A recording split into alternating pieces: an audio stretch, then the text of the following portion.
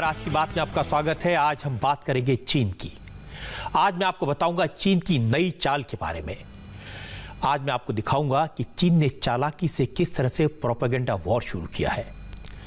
कैसे चीन fake videos post करके ये बताने की कोशिश कर रहा है कि बर्फीली चोटियों पर भारत के जो सैनिक मौजूद हैं वो ठंड का शिकार हो सकते हैं। चीन ये भी अफवाह फैला रहा है कि बर्फीली चोटियों पर तैनात हमारे सैनिकों को खाना पहुंचाना मुश्किल हो गया है और चीन कैसे अपने सैनिकों को गरम गरम नूडल पहुंचा रहा है। चीन ने अपने युद्ध अभ्यास के वीडियो भी जारी किए हैं, अपनी ताकत का एहसास कराने की कोशिश की है और यह जताने की कोशिश की है अगर युद्ध हुआ तो भारत को नुकसान होगा। मैं आपको ये झूठ फैलाने वाले वीडियो दिखाऊंगा, लेकिन साथ साथ आपको यह भी दिखाऊंगा कि असलियत क्या है। ग्राउंड जीरो से हम आपको दिखाएंगे कैसे बर्फ से ढकी ऊंची चोटियों पर हमारे बहादुर जवान हिम्मत से डटे हुए हैं। वो डोमिनेटिंग पोजीशन में है। मैं आपको सरहद की एक्चुअल तस्वीरें दिखाऊंगा और यह भी बताऊंगा कि चीन का मुकाबला करने के लिए हमारी फौज की तैयारी कैसे है, कितनी है और बर्फीली चोटियों पर तैनात हमारे जवानों को सपोर्ट करने के लिए कैसा बैकअप है। आज यह भी समझने की जरूरत है कि चीन की असली परेशानी है क्या। ऐसा क्यों है कि चीन एक तरफ शांति की, समझौते की बात करता है और दूसरी तरफ उसने अपने 50,000 सैनिकों को भारत की फौज के सामने तैनात कर दिया है। रात के अंधेरे में चीन घुसपैठ की कोशिश करता है और दिन के उजाले में बातचीत का दिखावा।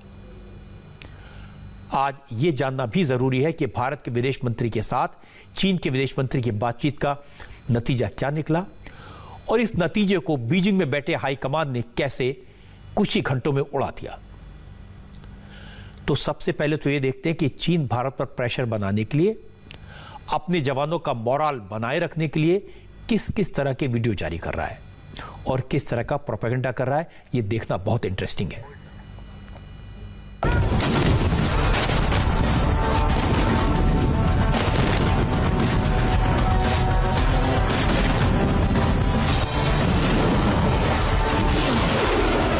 पिछले 3 दिन से चीन के सरकारी टीवी पर लगातार वॉर एक्सरसाइज के वीडियो जारी किए गए।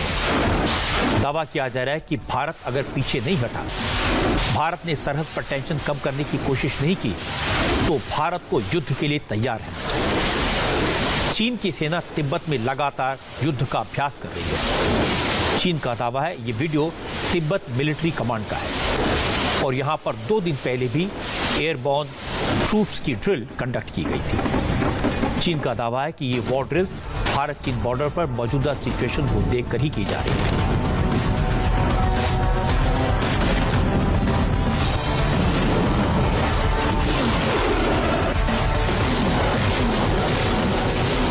इंडिया टीवी के डिफेंस एडिटर मनीष प्रसाद पिछले कई दिन से लेह में है। मनीष ने बताया कि ये बात तो सही है कि चीन सरहद पर भारत को उकसाने की, डराने की, धमकाने की सारी कोशिशें कर रहा है। ये भी सही है कि बीच बीच में चीन की फौज मिलिट्री ड्रिल करती है। चीनी सैनिकों की तैनाती भी बढ़ गई है, लेकिन चीन की तरफ से जो वीडियो जारी किए जा रहे हैं वो सिर्फ प्रोपेगेंडा वॉर का हिस्सा है।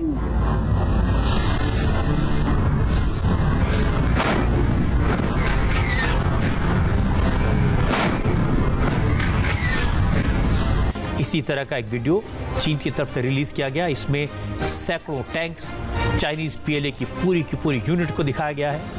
यह वीडियो भारत को धमकाने वाला है।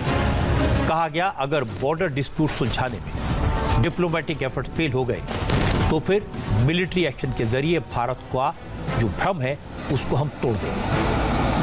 ये बात चीन के सरकारी टीवी पर कही जा रही है और फिर इसके सपोर्ट में उस एक्सरसाइज के शॉट्स दिखाए जा रहे हैं जिसमें चीन के जवान रूस की सेना के साथ ड्रिल में हिस्सा लेने के लिए जा रहे हैं। अब इस वीडियो की हकीकत क्या है ये भी आपको बता देता हूं। इससे ये समझ आ जाएगा कि चीन कितना झूठ बोलता है। जिस ड्रिल का ये वीडियो बताया जा रहा है वो एक्सरसाइज 21 सितंबर से 26 सितंबर तक होगी, यानी एक्सरसाइज होने से पहले ही चीन ने इसका वीडियो जारी कर दिया और ऐसे दिखाया गया जैसे ये एक्सरसाइज LAC के आसपास होने वाली है।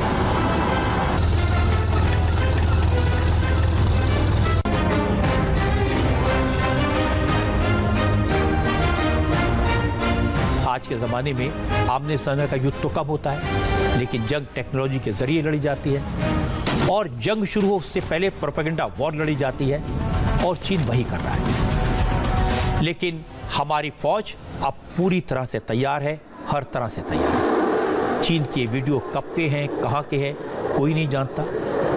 चीन के बारे में तो वैसे भी कोई नहीं जानता वो क्या कहते हैं, क्या करते हैं।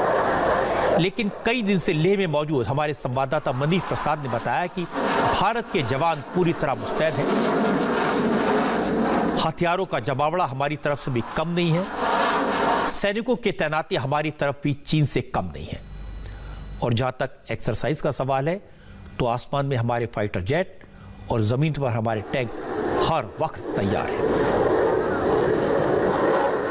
लाइन ऑफ एक्चुअल कंट्रोल पर चाइनीज पीएलए एक बार फिर से एक्सरसाइज करने की कोशिश कर रहा है और यही वजह है कि जो लगातार धमाकों की आवाज आ रही है वो लाइन ऑफ एक्चुअल कंट्रोल के इस तरफ यानी भारतीय सेना को साफ सुनाई दे रही है। चाइनीज पीएलए का कहना है कि वो दरअसल एक एक्सरसाइज कर रहे हैं, लेकिन 5 और 6 मई के समय भी चाइनीज पीएलए एक्सरसाइज कर रहा था और उस दौरान वो अचानक ही पैंगोंगसो, गलवान, गोगरा के इलाके में आकर उसने अपना एक्स्ट्रा डिप्लॉयमेंट कर दिया। और यही वजह है कि इस समय एहतियातन तौर पर भारतीय सेना ने रचेनला और स्पांगूर गैप पर अपने आर्मर्ड और बीएमपी को तैनात किया है। इसमें T-90 टैंक्स और बीएमपी को तैनात करने के साथ साथ सेकेंड लेयर पर भारतीय सेना ने अपनी आरटीज को भी डिप्लॉय किया है। इस समय भी लाइन ऑफ एक्चुअल कंट्रोल के फॉरवर्ड एयरबेस पर लगातार Su-30s, MiG-29 upgraded, Jaguars combat air petrol के तौर पर लाइन ऑफ एक्चुअल कंट्रोल के 826 किलोमीटर के इस पूरे एरिया को डोमिनेट कर रहे हैं। 24 घंटे सर्विलांस किया जा रहा है ताकि चाइनीज पीएलए की हर एक हरकत को मॉनिटर किया जा सके। इंडिया टीवी को इस बात की भी जानकारी मिली है कि चाइनीज पीएलए के फॉरवर्ड एयरबेस जिसमें होतान, गारगुंसा, कासगर, शिगात्से शामिल है, वहां पर होने वाली हर एक हलचल को भी मॉनिटर किया जा रहा है। चीन सरहद पर माहौल बनाने के लिए कैसी कैसी हरकतें कर रहा है। कुछ हरकतें ऐसी हैं जिसको देखकर आपको हंसी शायद आ जाए। पूरी दुनिया जानती है कि हाई ऑल्टीट्यूड पर जब वॉर होती है तो हिंदुस्तान की फौज का कोई मुकाबला नहीं। ऊंचे और बर्फीले इलाकों में सरवाइव करने, दुश्मन को धूल चटाने में हमारे जवानों को महारत हासिल है। और पूरी दुनिया ये जानती है कि चीन के फौजी ऊंचे और बर्फीले इलाकों में लंबे वक्त तक टिक नहीं सकते। गलवान में जो हुआ था वो इसी का सबूत था। लेकिन चीन बार बार यह दावा करता है कि चीन की फौज ने सर्दियों की पूरी तैयारी कर ली है, लेकिन सर्दियों में भारत के जवान इतनी ऊंचाई पर टिक नहीं पाएंगे। अपने इसी दावे को साबित करने के लिए चीन अपने जवानों के अजीबोगरीब वीडियोस भी जारी कर रहा है। आज एक वीडियो मैंने देखा, इसमें चीन के सैनिकों को ड्रोन के जरिए नूडल्स पहुंचाने की तस्वीरें दिखाई गई हैं। वीडियो में दावा किया गया है कि इन ड्रोन्स के जरिए चाइना के फ्रंटलाइन सोल्जर्स सर्द मौसम में भी गर्मा गर्म खाने का लुत्फ उठाएंगे, उन्हें गरम गरम नूडल्स मिलेंगे। और इसके बाद चीन के सरकारी मीडिया में यह कहा गया कि ऐसे मौसम में भारतीय जवानों को ठंडा कैंड फूड खाना पड़ेगा और भारी ठंड का सामना करना पड़ेगा। तस्वीर वो आई जिसमें दिखाया गया कि Chinese PLA high altitude warfare के लिए जो उनके जवान तैनात हैं उनको राशन और खाना यूएवी के जरिए पहुंचा रहे हैं और दरअसल इसके लिए वो गर्म खाना तैयार करके यूएवीज का सहारा ले रहे हैं। हम आपको ये भी बता दें कि भारतीय सेना से मिली जानकारी के मुताबिक दरअसल हाई ऑल्टीट्यूड वॉरफेयर के लिए जिस तरीके से भारतीय सेना अपने जवानों को खाना मील रेडी टू ईट के तौर पर या फिर राशन के तौर पर मुहैया करवाती है, और कहीं से भी जिस तरीके से इस प्रोपेगेंडा वीडियो में दिखाया गया कि यूएवी के जरिए अगर खाना पहुंचाया जाता है तो खाना वो ठंडा हो जाएगा, कहीं से भी वो खाना पौष्टिक आहार के साथ नहीं रहेगा। और चाइनीज पीएलए दरअसल ये पूरी तरीके से स्टेज कर ये इंटरनेशनल फोरम पर दिखाना चाहती है कि वो अपने जवानों की पूरी एहतियात बरतती है। लेकिन हम आपको ये भी बता दें, चाहे गलवान हो या उससे पहले जब भी चाइनीज पीएलए के जवानों की मौत हुई या फिर वो बैटल में मारे गए, उसकी कोई भी जानकारी चाइनीज पीएलए ने कभी भी नहीं दी। और एक पूरी फंक्शन और मशीनरी काम करती है चाइनीज पीएलए के प्रोपेगेंडा वीडियोस को सब जगह फैलाने के लिए। हम आपको ये भी बता दें कि चाइना में ट्विटर या फिर सोशल मीडिया प्लेटफॉर्म बैन है। वीबो के अलावा वहां कुछ नहीं चलता, लेकिन उसके बावजूद भी ट्विटर पे चाइनीज पीएलए ये वीडियो अपलोड करता है ताकि वो साइकोलॉजिकल वॉरफेयर में एक स्टेप आगे बढ़ सके। लेकिन भारतीय सेना ने एक बार फिर से चाइनीज पीएलए का पूरा प्रोपेगेंडा फेल कर दिया। वैसे एक बात कहूंगा, ये बात तो सही है कि ठंड बढ़ेगी तो चुनौतियां बढ़ेंगी, लेकिन इसके लिए हमारी सेना पूरी तरह तैयार है, मुस्तैद है। भारतीय सेना के जवान इस वक्त भी 16,000 फीट की ऊंचाई पर मौजूद हैं और उनके लिए खाने पीने की कोई दिक्कत नहीं होगी, क्योंकि अब ऊंचाई वाले इलाकों में बेस कैंप के पास छोटे छोटे किचन बना दिए गए हैं। इनमें जवानों के लिए गर्म खाना बनता है। किचन हर वक्त चलती रहे, जवानों को लगातार गर्म पानी मिलता रहे, फ्यूल की कमी ना हो, इसलिए लगातार डीजल की सप्लाई की जा रही है। सिर्फ खाने पीने के सामान की नहीं, हथियारों की सप्लाई भी लगातार हो रही है। मौसम में बदलाव हो रहा है और यही वजह है कि मीटिंग में सबसे ज्यादा महत्वपूर्ण है लॉजिस्टिक और आर्म्स एम्युनिशंस की सप्लाई लगातार ऊंची ऊंची चोटियों पर भारतीय सेना के लिए पहुंचाना। इसीलिए इस मीटिंग में तय किया गया कि विंटर से पहले, यानी बर्फबारी से पहले, कि इससे पहले रास्ता बंद हो जाए, सभी जवानों को उनके पास आर्म्स एम्युनिशंस और लॉजिस्टिक की सप्लाई पूरी कर दी जाए, ताकि अगर चाइनीज पीएलए कहीं से भी उपद्रव मचाने की कोशिश करता है या फिर लाइन ऑफ एक्चुअल कंट्रोल को क्रॉस करता है, भारतीय सीमा के अंदर घुसपैठ करता है, तो भारतीय सैनिक चाहे गर्मी का मौसम हो, ठंड हो या फिर बर्फबारी हो, उसमें चाइनीज पीएलए को जवाब दे सके। इसीलिए लगातार भारतीय सेना की कॉन्वॉय फॉरवर्ड लाइन पर चुमार, डेमचौक, डेपसांग, चुशूल, उसके अलावा पूरे 827 किलोमीटर के लाइन ऑफ एक्चुअल कंट्रोल पर हर जगह लगातार सप्लाई कर रहे हैं। ये बताना जरूरी है कि खासतौर पे खाना, फ्यूल, राशन, उसके साथ साथ जो आर्म्स एम्युनिशंस है वो स्टॉक लगातार किया जा रहा है, ताकि कहीं से भी चाइनीज पीएलए के आगे भारतीय सैनिक पीछे न हट सके। हम जानते हैं कि आज के जमाने में प्रोपेगेंडा का काफी महत्व है।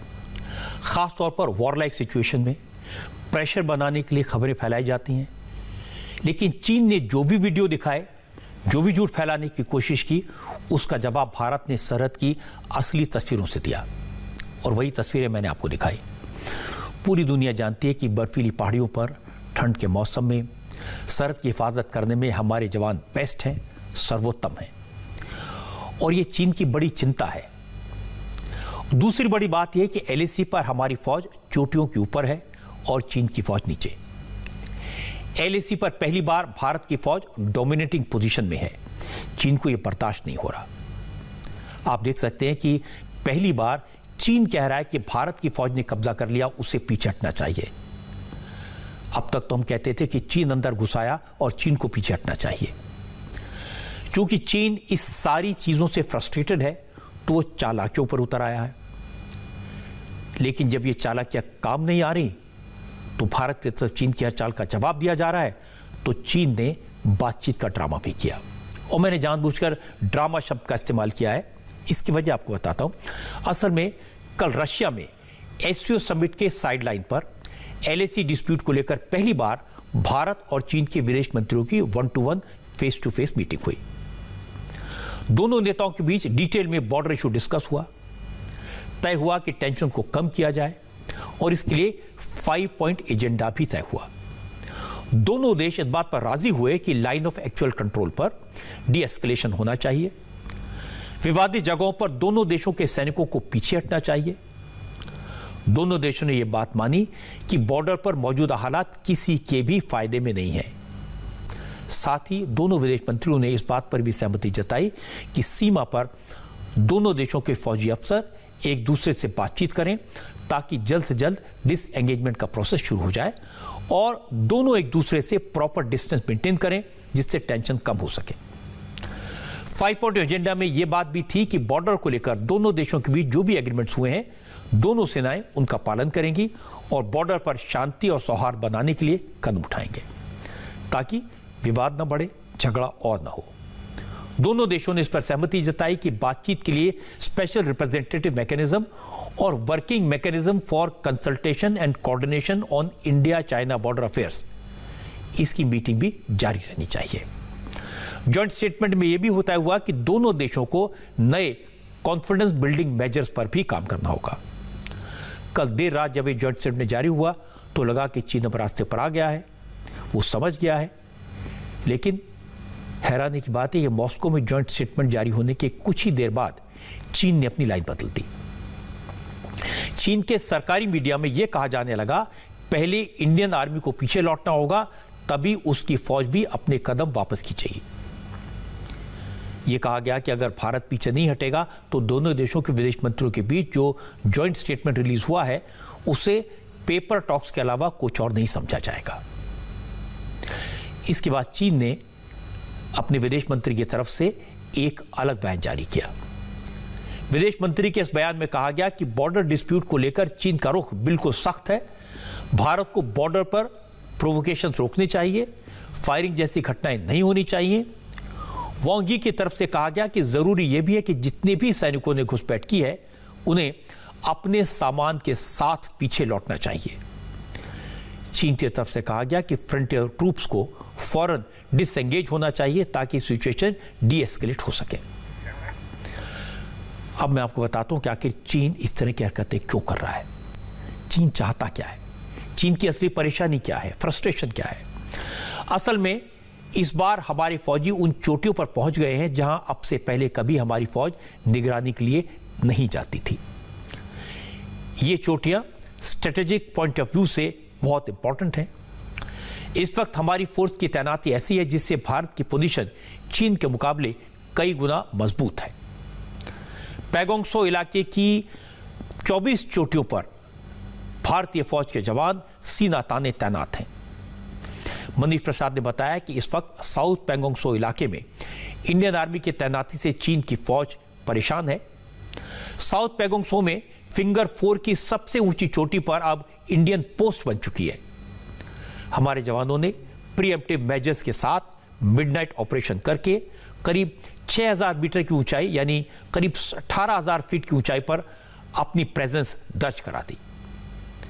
असल में फिंगर 4 और फिंगर 5 को लेकर ही दोनों सेनाओं के बीच टकराव की सिचुएशन है।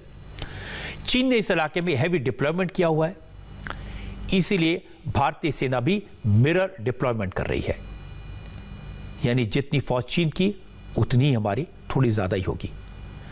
और चूंकि पहले हम नीचे की तरफ थे इसलिए चीन की तैनाती पर नजर रखने में दिक्कत होती थी। चीन को चुपके से घुसपैठ करने में आसानी होती थी, एलएसी पार करके हमारी सीमा में घुसते थे। लेकिन अब इंडियन आर्मी की जो पोजीशन है वो एडवांटेज की पोजीशन है। जरा सोचिए, दुनिया की सबसे ऊंची पोस्ट सियाचिन 22,000 फीट पर है, लेकिन हमारे जवान अब पैगोंग त्सो इलाके में भी 18,000 फीट की ऊंचाई पर पहुंच चुके हैं और यहां से हम चाइनीज डिप्लॉयमेंट पर, चाइनीज मूवमेंट पर पूरी तरह नजर रख सकते हैं। अगर पीछे से चीन जंग का सामान लेकर आगे बढ़ता है, चीन की फौज अपने टैंक्स को मूव करती है, तो इस पोजीशन से हमारी सेना अपने बेस को फौरन अलर्ट कर सकती है और चीन की फौज को काउंटर करने के लिए हम अपनी आर्टिलरी गन्स तुरंत मूव कर सकते हैं। चाइनीज पीएलए की बौखलाहट की मुख्य वजह है भारतीय सेना का 24 चोटियों के ऊपर डोमिनेशन, और यही वजह है कि चाइनीज पीएलए ने अपने मिलिशियाओं को दाव के साथ तैनात किया है। हम आपको यह भी बता दें कि पैंगोंग त्सो पे जहां इस समय चाइनीज पीएलए ने अपना पूरा स्टेटस को बदल दिया है, तो वहीं डेडलॉक की सिचुएशन पर भारतीय सेना ने डोमिनेट करना शुरू कर दिया है। अगर रेफरेंस के तौर पे ठीक सामने की जो पूरी ये रिज लाइन है, इसे अगर आप पैंगोंग त्सो की फिंगर 4 की पोजीशन समझें तो ठीक सामने जहां चाइनीज पीएलए है और इसकी हाइट करीबन कुल मिला के करीबन 15 से 1600 फीट की है, लेकिन उसके ठीक ऊपर की तरफ जो आपको हाइट दिखाई दे रही है, दरअसल उसकी ऊंचाई कुल मिला के 18,500 से ऊपर है। यानी अगर रेफरेंस के तौर पे आप समझें, सियाचिन को विश्व का सबसे ऊंचा रण क्षेत्र कहा जाता है और यहां पर बाना पोस्ट करीबन 20,000 फीट की हाइट पर है। तकरीबन उसी हाइट पर भारतीय सेना के जो special frontier force, special force के जवान हैं, साथ में इन्फेंट्री के जवान हैं, उन्होंने एरिया को डोमिनेट किया। इसीलिए जो ठीक सामने अगर रेफरेंस के तौर पे उसे फिंगर 4 माने, तो फिंगर 4 से होते हुए फिंगर 5, फिंगर 6, फिंगर 7 और फिंगर 8 के साथ साथ जो खुरनाक फोर्ट है, जो कि मेन एक तरीके से चाइनीज पीएलए का मेन गैरिसन है, जहां पर चाइनीज पीएलए के radars, armed UAV, artillery gun लगी हुई है। दरअसल इन सभी फीचर्स को डोमिनेट करने के लिए ये मेन इंपॉर्टेंट हाइट है। इसके साथ साथ जहां पर रणनीतिक तौर पर चाइनीज इस समय पेंगोंगसो के फिंगर 4 पर डेडलॉक होने के बावजूद भी इस समय प्रेशर में है, तो वहीं दूसरी तरफ खासतौर पे मुखपारी का एरिया, जो कि रचनला के बिल्कुल नॉर्थ में पड़ता है, अगर इस एरिया को आप स्पांगुर गैप समझे रेफरेंस के तौर पे, तो इसके नॉर्थ में मुखपारी का एरिया आता है। मुखपारी का एरिया वही जगह है जहां पर 45 साल बाद पहली बार चाइनीज पीएलए ने वार्निंग शॉट के तौर पर गोली चलाई। लेकिन ऊंचाई पर इंडिया टीवी को इस बात की जानकारी मिली है कि करीबन 15,500 फीट की ऊंचाई पर मुखपारी का जो मेन डोमिनेशन एरिया है, वहां पर भारतीय सेना के जवानों की तैनाती है। वजह यह है कि इस एरिया को डोमिनेट करते हुए जो रकिनला पास है, उसको पूरी तरीके से भारतीय सेना इस फीचर को डोमिनेट करती है। मनीष प्रसाद इस पूरे इलाके को इतनी अच्छी तरह जानते हैं और इतनी अच्छी तरह समझाते हैं कि साफ पता चल जाता है कि भारत की फौज कैसे डोमिनेटिंग पोजीशन में तैनात है ऊंची चोटियों पर। अब भारतीय फौज को यह करने की जरूरत क्यों पड़ी? इसलिए कि चीन ने इतनी बार धोखा दिया है कि उसकी किसी बात पर यकीन नहीं किया जा सकता। चीन शांति की बात करे, दोस्ती की बात करे, भाईचारे की बात करे, लेकिन हमारी सेना को हर चुनौती से निपटने के लिए तैयार रहना है, सरहद पर फौज को मुस्तैद रहना है और दिल्ली में पॉलिटिकल लीडरशिप को पैनी नजर रखनी है। आज भी रक्षा मंत्री राजनाथ सिंह ने NSC Ajit Doval, chief of defence staff general Bipin Rawat और तीनों सेनाओं के प्रमुखों के साथ एक मीटिंग की। सरहद पर तैयारियों को, सरहद की सिचुएशन को रिव्यू किया और जिस वक्त दिल्ली में मीटिंग हो रही थी, उसी दौरान एलएसी पर भारत और चाइनीज पीएलए के बीच ब्रिगेड कमांडर लेवल की बातचीत भी हुई। 11 बजे ये मीटिंग शुरू हुई, दोपहर 3 बजे तक चली और इसके बाद चीफ ऑफ डिफेंस स्टाफ ने रक्षा मामलों की पार्लियामेंट्री कमेटी के सामने करंट सिचुएशन की जानकारी दी।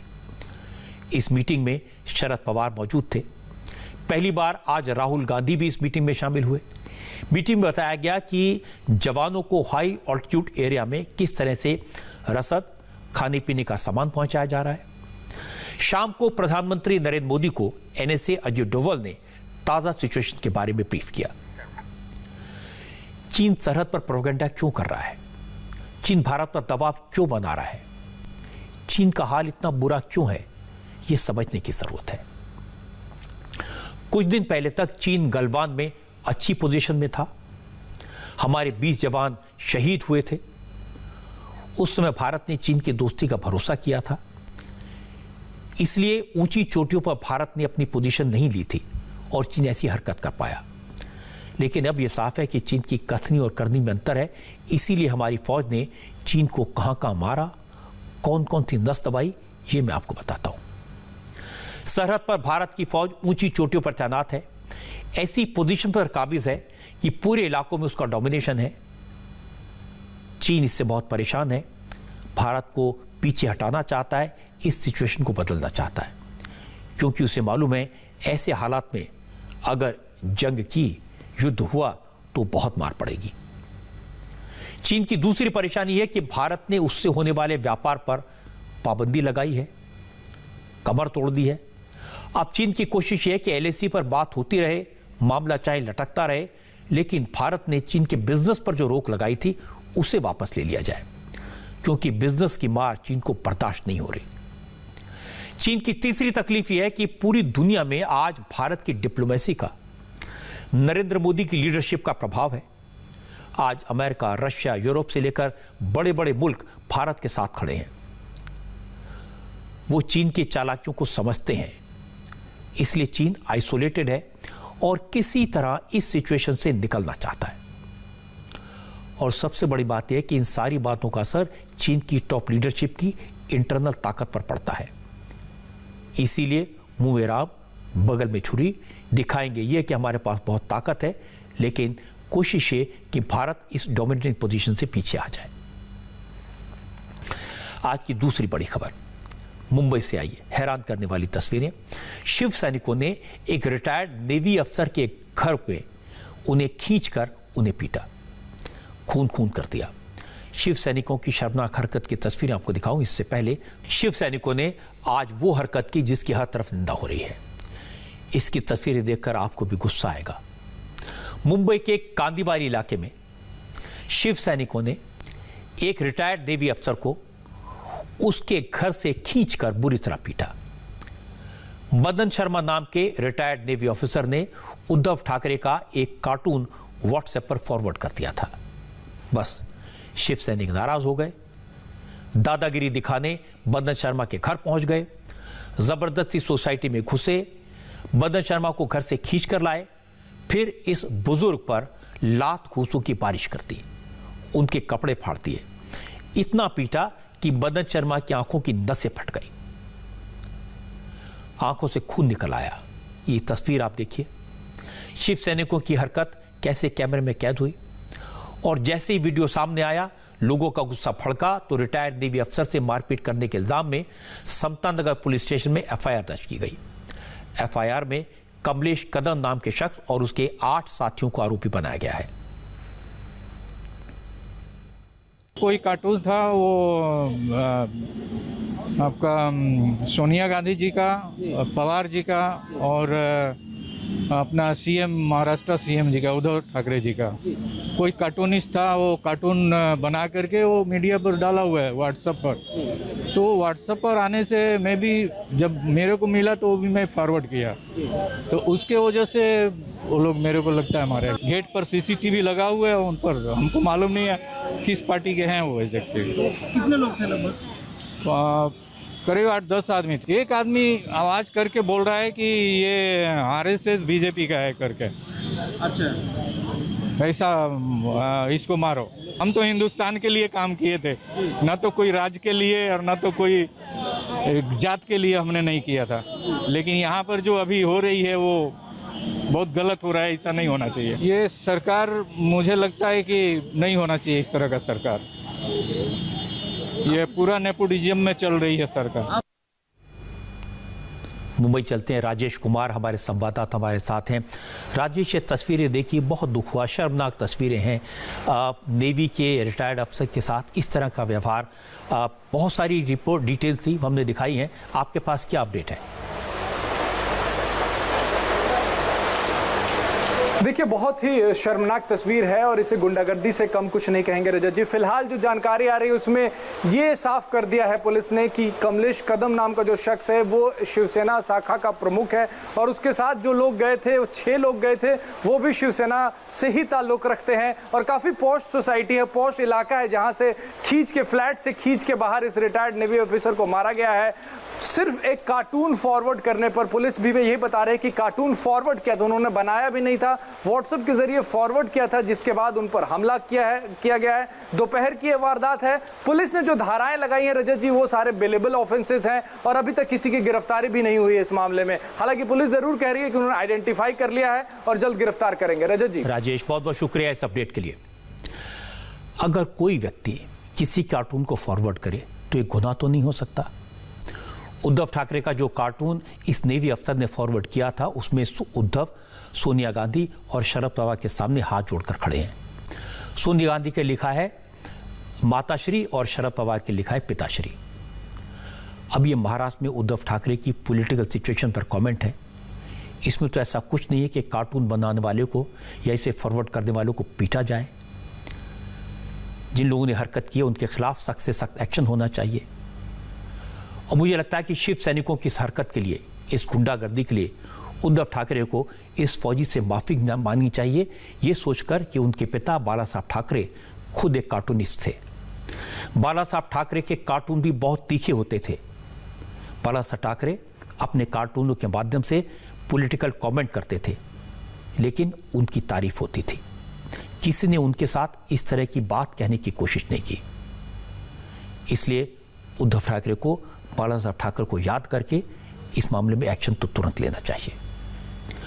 सुशांत सिंह राजपूत को न्याय दिलाने के मुद्दे पर कंगना रनौत की जो मुहिम शुरू हुई थी, वह पूरी तरह से सियासी जंग में बदल गई है।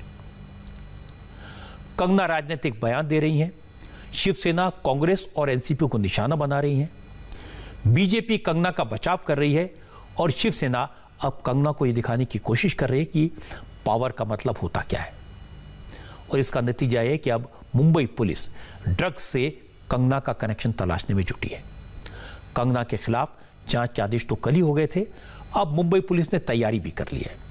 हालांकि यह फैसला नहीं हुआ कि जांच मुंबई पुलिस के नारकोटिक्स विंग करे या फिर एनसीबी की मुंबई ब्रांच, लेकिन जांच होगी यह तय हो चुका है। मजे की बात है कि कंगना रनौत भी पीछे हटने को तैयार नहीं है। आज सुबह सुबह कंगना ने शुरुआत की, पहले उद्धव पर डायरेक्ट अटैक किया, आज सोनिया गांधी को निशाना बनाया। कंगना ने ट्विटर पर लिखा, सोनिया गांधी जी आप भी एक महिला हैं, कि आपको इस बात पर गुस्सा नहीं आता कि आपकी महाराष्ट्र सरकार एक महिला के साथ किस तरह का व्यवहार कर रही है? क्या आप सरकार से कहेंगी वो डॉक्टर अंबेडकर के बनाए संविधान का पालन करे? आप पश्चिमी देशों में रहीं, लेकिन अब तो आप भारत में रहती हैं। महिलाओं के संघर्ष के बारे में आप जानती होंगी। इतिहास इस बात के लिए आपका मूल्यांकन करेगा कि जब आपकी सरकार एक औरत को परेशान कर रही थी, कानून व्यवस्था का मखौल उड़ा रही थी, उस वक्त आप खामोश रहीं। मुझे उम्मीद है आप इस मामले में दखल देंगी। अब ये बात तो कंगना भी जानती है कि सोनिया गांधी इस मामले में दखल नहीं देंगी, लेकिन कंगना यहीं नहीं रुकी। उन्होंने उद्धव ठाकरे को आईना दिखाने के लिए बाला साहब ठाकरे की बातों का सहारा लिया। उसमें मेरा जिक्र भी आया। 26 साल पहले आपकी अदालत में जो बाला साहब ठाकरे ने कहा था, उसका क्लिप उन्होंने जारी किया। इस वीडियो को शेयर करते हुए कंगना ने लिखा, बाला साहब ठाकरे उनके one of the most favourite icons हैं। बाला साहब का सबसे बड़ा डर यह था कि शिवसेना एक दिन गठबंधन करके कांग्रेस जैसी बन जाएगी। कंगना ने लिखा, मैं जानना चाहती हूं कि शिवसेना की मौजूदा हालत को देखकर बाल ठाकरे की आत्मा क्या सोच रही होगी। तो क्लिप मैं आपको भी दिखा देता हूं जो कंगना ने शेयर किया। और ये चुनाव बिनाव वगैरह मुझे पसंद नहीं, ये चुनावी बातें तो मैं न मानता नहीं। और because I am there the party has survived. ये तो सबसे पहले उसकी भी कांग्रेस बनती। आप लोकतंत्र में विश्वास नहीं रखते? नहीं, लोकतंत्र क्या होता है? गुटबाजी एंड ये सब चलते, only groupism, and that is लोकतंत्र कहते। नाम अच्छा है मगर पार्टी को बहुत महंगा पड़ता है। जब हटना होगा तो मैं खुद जाऊंगा, और गया भी था, एक बार नहीं 2 बार मैंने इस्तीफा दिया था, लोगों ने मुझे फिर वापस लाया। बाला साहब ठाकरे बेबाकी से अपनी बात कहते हैं, खुलकर बिना डरे। और यही बात आपकी अदालत उस शो में हुई थी। कंगना ने बाला साहब ठाकरे के उस क्लिप को पोस्ट किया है जब मैंने उनसे पूछा था कि वो लोकतंत्र में विश्वास क्यों नहीं रखते। अब इस वीडियो को देखकर 26 साल पुरानी बातें ताज़ा हो गई। मैं सिर्फ इतना कहना चाहता हूं कि बाला साहब ठाकरे एक अलग तरह के इंसान थे। उनके जैसे नेता सदियों में होते हैं। बाल ठाकरे कभी किसी संवैधानिक पद पर नहीं रहे, लेकिन उनकी प्रतिष्ठा, उनका सम्मान, उनकी धमक देश के किसी भी बड़े नेता से जरा भी कम नहीं थी। जो कहते थे वो करते थे, जो करते थे वही कहते थे, और खुलकर अपनी बात कहते थे। इसलिए मुझे लगता है कि उद्धव ठाकरे की तुलना बाला साहब ठाकरे से करना तो उद्धव के साथ अन्याय होगा। और इस तरह के विवादों में बाल ठाकरे की आड़ लेना भी ठीक नहीं है। कंगना ने आज जो ट्वीट किया वो पूरी तरह से सियासी था। कंगना रनौत ने आज सोनिया गांधी से सवाल पूछे, लेकिन कांग्रेस तो इस पूरे विवाद से पहले ही खुद को अलग कर चुकी है। महाराष्ट्र कांग्रेस के नेता खामोश हैं। एनसीपी भी इस विवाद में नहीं पड़ना चाहती। शरद पवार ने पहले दिन ही ये बात कह दी थी। आज शरद पवार ने अपने स्टैंड को दोहराया। पवार ने कहा उनकी पार्टी का कंगना विवाद से कोई लेना देना नहीं है। शिवसेना क्या कर रही है और क्या करेगी, इससे उन्हें कोई मतलब नहीं है। जब शरद पवार से सुशांत सिंह राजपूत की मौत को लेकर सवाल पूछा गया तो उन्होंने कहा अब इस केस की जांच सीबीआई कर रही है और सच सामने जरूर आएगा। अरे हमें मालूम है शिवसेना की क्या बात है, मुझे तो मालूम है, मेरे से बात की नहीं। कोई पार्टी है, इंडिपेंडेंट पार्टी है, उन्होंने कुछ तय किया होगा तो उनका अधिकार है, इसमें हम नहीं जाएंगे। टेंशन बताओ तो हम इसमें इंटरेस्ट ही लेते हैं। मेरी पार्टी जहाँ तक है एनसीपी, ये जो कोई कंगना या कुछ जो चला है इसमें हम लोग कोई आश्वासन नहीं, ना हमने कहा इस बारे में रिएक्शन दीजिए। भाई इन्वेस्टिगेशन चालू है, अभी ये सीबीआई के पास केस है। एक बार सीबीआई के पास इन्वेस्टिगेशन की प्रोसेस शुरू होने के बाद इस पर रिएक्शन क्या देना। सीबीआई इस देश की सबसे बड़ी ऑर्गेनाइजेशन और देखते हैं, देखेंगे क्या होता है।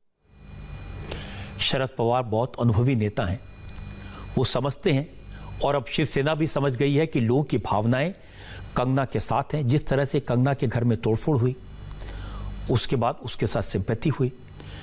अब शिवसेना सुशांत के केस में कंगना रनौत की एंट्री को बिहार के इलेक्शन से जोड़ रही है।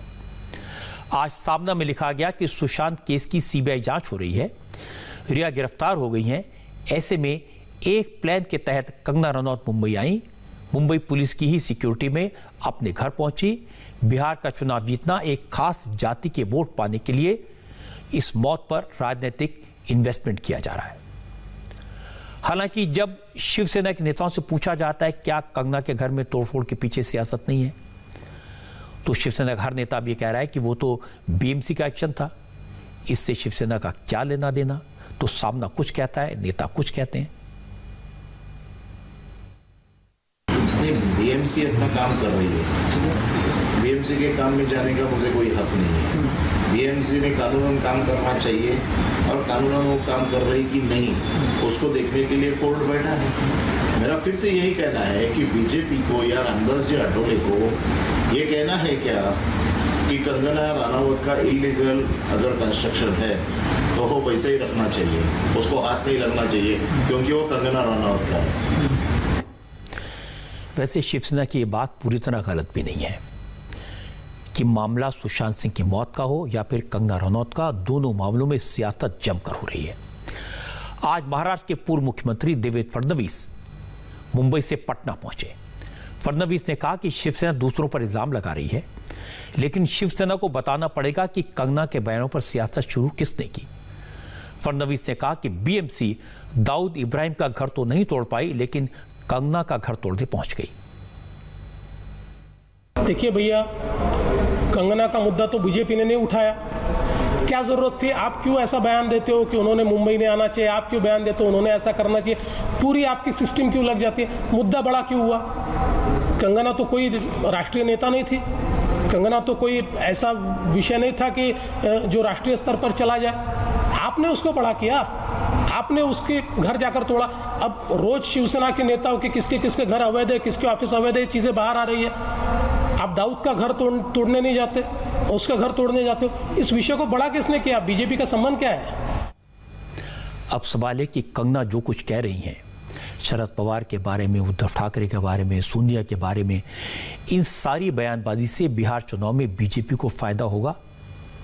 क्या बीजेपी सुशांत की मौत को बिहार में मुद्दा बनाएगी? ये बात देवेंद्र फडणवीस से पूछी गई।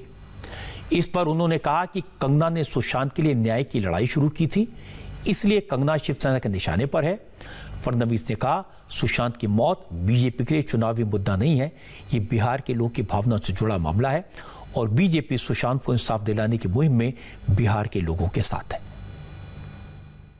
हम इसको चुनावी मुद्दा नहीं बनाना चाहते। जहां तक तो मेरे यहाँ आने का सवाल है, तो मुझे तो ये सारी घटना के पहले ही बता दिया गया था कि आपको बिहार में काम करना है और ये एक आम आदमी की भावना का मसला है। और जो पॉलिटिकल पार्टी होती है वो तो आम आदमी की भावना का आईना होती है, उसमें उसका प्रतिबिंब उसको दिखता है और जो आम आदमी की भावना है उसको हम इस रूप में रख रहे हैं। इसलिए हम कहते हैं कि ना भूलेंगे ना भूलने देंगे। मुझे ऐसा लगता है ये चुनावी मुद्दा नहीं है, पर न्याय जरूर दिलाएंगे और न्याय देने तक भारतीय जनता पार्टी चुप नहीं बैठेगी। माहौल देखकर शिवसेना के नेता भी अब कंगना के खिलाफ बोल नहीं रहे, लेकिन पर्दे के पीछे से कंगना को घेरने की तैयारी पूरी है। महाराष्ट्र के होम मिनिस्टर अनिल देशमुख के आदेश के बाद मुंबई पुलिस कंगना का ड्रग्स कनेक्शन तलाशने में जुटी है, उसी तरह का कनेक्शन जैसा रिया चक्रवर्ती का है। क्योंकि कंगना का नाम इस समय ड्रग्स से जोड़ा गया था, उस वक्त तो व्हाट्सएप मैसेज नहीं थे, इसलिए पुराने न्यूज़पेपर्स की कटिंग, पुराने वीडियोस को खोजा जा रहा है। क्योंकि उस वक्त एसएमएस का इतना ज़्यादा चलन नहीं था, इसलिए कंगना के कॉल डिटेल रिकॉर्ड और एसएमएस चैट का रिकॉर्ड निकाला जाएगा। ये जानकारी जुटाई जाएगी कि कहीं कंगना ड्रग पेडलर्स के कांटेक्ट में तो नहीं थी। उस दौर में जिस के साथ कंगना के नाम जुड़े या जो विवाद में आए, उनसे भी पूछताछ की जाएगी। मुंबई के वेस्टर्न रीजन में 28 ऐसे ड्रग पेडलर हैं जो कई साल से एक्टिव रहे, उनको भी तलब किया जाएगा। और साथ ही ऐसे ड्रग पेडलर्स की लिस्ट तैयार की जा रही है जो अभी इस धंधे में नहीं है, लेकिन कंगना के जिस दौर की जांच की जा रही है तब वो ड्रग्स के रैकेट में शामिल थे। हालांकि अभी तक ये तय नहीं हुआ कि इस केस की जांच मुंबई पुलिस करेगी या एनसीबी की लोकल टीम। कंगना के खिलाफ ड्रग्स केस की जांच का आधार शेखर सुमन के बेटे अध्ययन सुमन के एक बयान को बनाया गया है। 2016 में इंटरव्यू में अध्ययन सुमन ने कहा था कि 2008 में कंगना ने एक 5 स्टार होटल में अपनी बर्थडे पार्टी दी थी। उस दिन कंगना ने उनसे भी कोकेन लेने को कहा था। अध्ययन सुमन के मुताबिक उन्होंने 1-2 बार हैश ली थी, अच्छी नहीं लगी, इसलिए उन्हें कोकेन लेने से इनकार कर दिया। इस बात पर कंगना ने उनसे बहुत झगड़ा किया। हालांकि बात बहुत पुरानी है, वक्त बदल गया है और अध्ययन सुमन ने अब खुद को इस विवाद से दूर कर लिया। आज एक वीडियो जारी करके कहा कि वो पुरानी बातों को भूलना चाहते हैं, इसलिए उन्हें इस मामले में न घसीटा जाए। मैं एक्चुअली कल से बहुत ज़्यादा डिस्टर्ब हूँ बिकॉज़ मेरा नाम फिर से ट्रैग किया जा रहा है एक ऐसे इंटरव्यू को लेकर जो मैंने 2016 में दिया था। मैं हाथ जोड़ता हूँ आप सभी से कि प्लीज़ मुझे इसमें ना ट्रैग करें। जो मुझे कहना था वो मैंने 2016 में कह दिया था। तब मुझे और मेरे पूरे परिवार को नेशनल टेलीविज़न पर रिडिक्यूल किया गया था और अब मैं उस बात को भूल चुका हूँ, ज़िंदगी में आगे बढ़ चुका हूँ। तो प्लीज़ मुझे अपने डार्क पास्ट में फिर मत लेकर जाइए। बहुत मुश्किलों से मैं गुजरा हूँ and please don't drag my name. और मैं इतना कहना चाहता हूँ कि कंगना रनौत के साथ मेरा कोई रिश्ता नहीं है और कोई रिश्ता नहीं होगा आगे भी, लेकिन हम दोनों की लड़ाई एक ही है, which is justice for Sushant Singh Rajput. तो प्लीज़ इधर उधर ना भटके, लेट्स फाइट फॉर सुशांत। ऐसा लगता है इस खेल में सब अपना अपना फायदा देख रहे हैं। अध्ययन सुमन जो कुछ दिन पहले तक कंगना को लेकर दिए गए कोकेन वाले इंटरव्यू को सर्कुलेट कर रहे थे, आज बदल गए। अब वो सुशांत सिंह राजपूत को न्याय दिलाने की बात कर रहे हैं, क्योंकि उनके पापा शेखर सुमन बिहार की राजनीति में एक बार फिर से हाथ आजमाना चाहते हैं। कई दिनों से सुशांत सिंह राजपूत को न्याय दिलाने के चैंपियन बने हुए हैं। कंगना को भी इस पूरे विवाद में पॉलिटिकल प्रोटेक्शन और कहीं दूर पॉलिटिकल करियर भी दिखाई दे रहा है। उनकी मम्मी ने तो बता दिया कि वो कांग्रेसी थे, अब बीजेपी वाले हो गए हैं। और ये महज संयोग नहीं है कि महाराष्ट्र के देवेंद्र फडणवीस बिहार में बीजेपी के इलेक्शन इंचार्ज हैं। आज जिस अंदाज में उन्होंने पटना में इस केस का जिक्र किया, उससे साफ है सुशांत की मौत वहां के इलेक्शन में इशू तो बनेगा। लेकिन सबसे ज्यादा मुसीबत है शिवसेना की। अपनी दादागिरी दिखाने के चक्कर में उन्होंने कंगना का दफ्तर उखाड़ दिया। इससे कंगना को सिंपैथी मिली। एक नेवी के अफसर की शिव सैनिकों ने पिटाई कर दी। इन सब बातों से बीजेपी को और मौका मिला। अगर कंगना ने मुंबई को पीओके से कंपेयर न किया होता, पाकिस्तान के नाम के ट्वीट न किए होते, तो बीजेपी इस मामले में और एग्रेसिव होती और शिवसेना की मुसीबत और ज्यादा बढ़ती।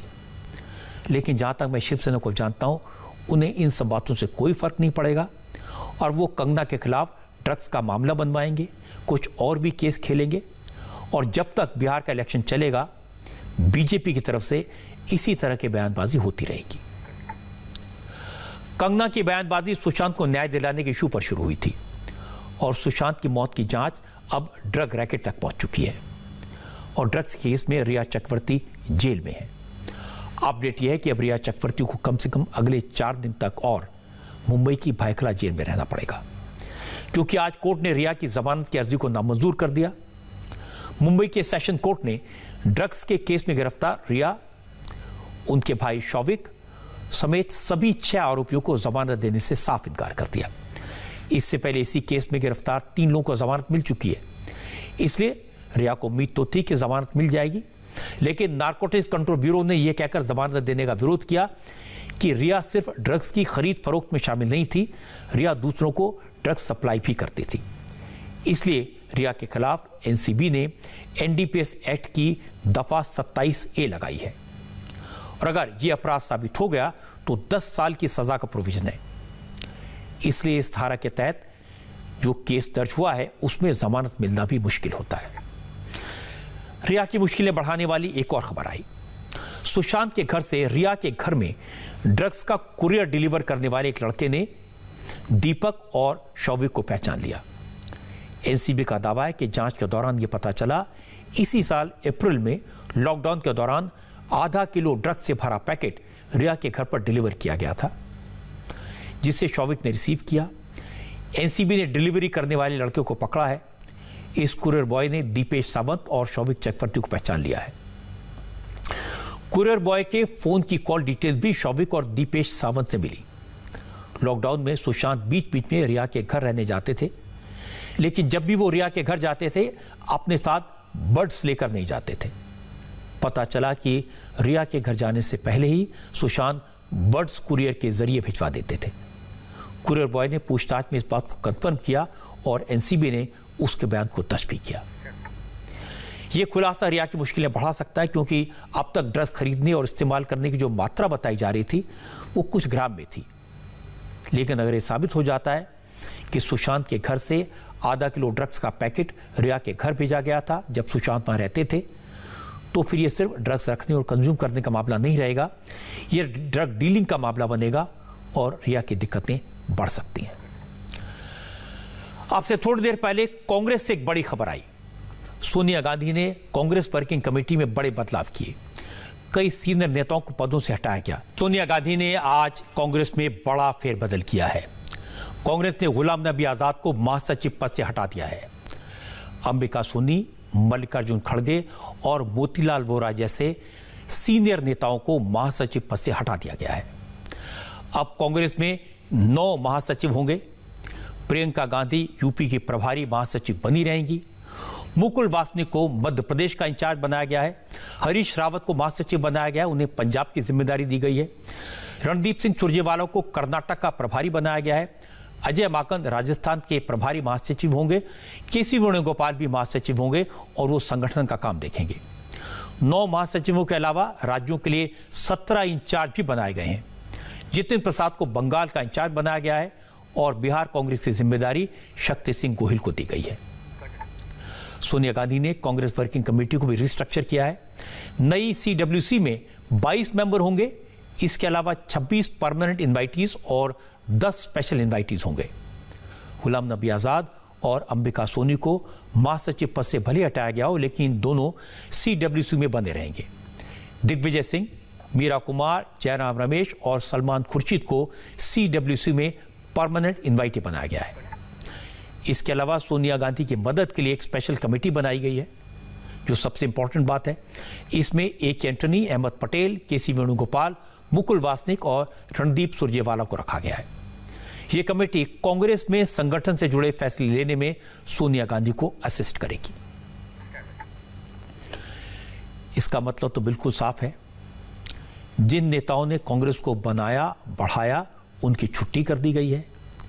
जिन 23 नेताओं ने सोनिया गांधी को चिट्ठी लिखकर लीडरशिप पर सवाल उठाए थे, उनको किनारे कर दिया गया है।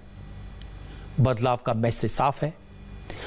जो नेहरू गांधी परिवार पर सवाल उठाएगा, कांग्रेस में उसकी कोई जगह नहीं रहेगी।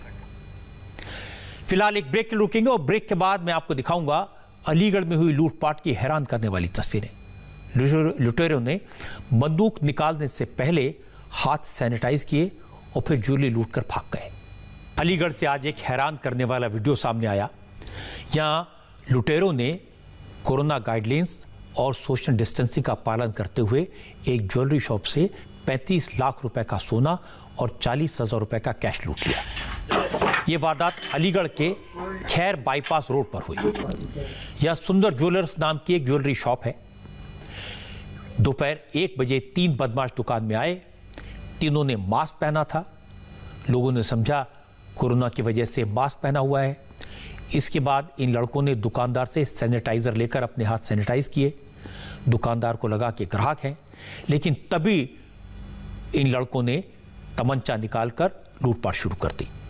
जिस वक्त वारदात शुरू हुई उस वक्त दुकान में ग्राहक भी बैठे थे, लेकिन बदमाश बेखौफ थे, आराम से लूटपाट करते रहे। शोकेस और तिजोरी में रखे सोने के गहने लेकर गए, चांदी के गहनों को हाथ भी नहीं लगाया। अब तस्वीरें देखकर यह तो कहा जा सकता है कि लिटोरों में भले ही पुलिस का खौफ ना हो, लेकिन कोरोना का खौफ तो है। अब वक्त है आज की स्पेशल रिपोर्ट का। ड्रग्स मामले की पूछताछ के दौरान रिया चक्रवर्ती ने अपने बयान में फिल्मों से जुड़े कई लोगों के नाम लिए हैं। फिल्म इंडस्ट्री से जुड़े कम से कम 15 लोग अब एनसीबी के रडार पर हैं।